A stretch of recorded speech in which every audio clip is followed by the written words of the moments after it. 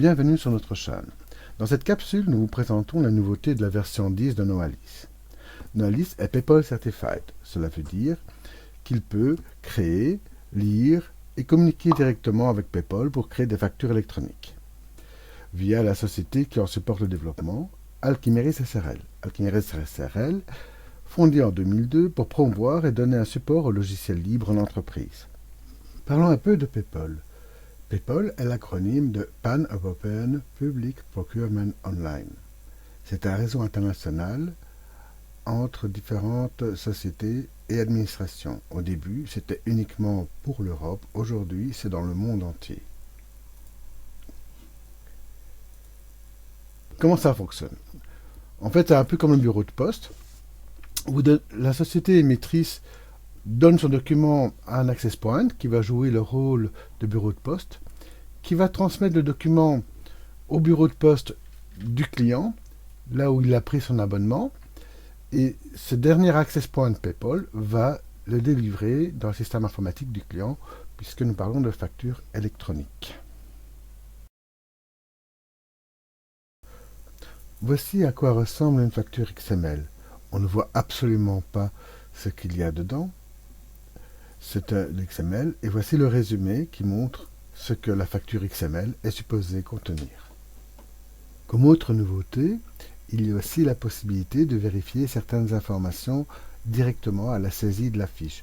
Par exemple, je vais créer une fiche fournisseur, comme ceci. Je peux, par exemple, chercher le PayPal ID. Je vais donc chercher le PayPal ID avec le nom. Voilà, il apparaît, je clique dessus. Je peux vérifier aussi si le compte bancaire est bon. Donc ici, je vais taper un compte bancaire. Voilà, au hasard, il est valable. Si je tape n'importe quoi, il n'est pas valable. Ce compte bancaire n'existe pas. Idem pour le numéro de TVA. Voilà, je tape un numéro de TVA.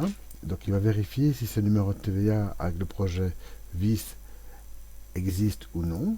Ici, il n'existe pas. J'ai fait une faute. Je vais donc le taper correctement. Je vérifie. Et là, il valide. Le numéro de TVA est correct. Ce sont les numéros de TVA qui ont des intracoms. Une autre nouveauté. Dans le détail de toutes les opérations, vous pouvez toujours ajouter la facture. Si cette facture est un document XML, automatiquement, le document XML va être divisé en deux morceaux, le résumé et le document XML lui-même. Dans Documents supplémentaires, vous avez tous les documents qui étaient à l'origine dans l'XML. Vous pouvez aussi ajouter d'autres fichiers par vous-même ou les effacer.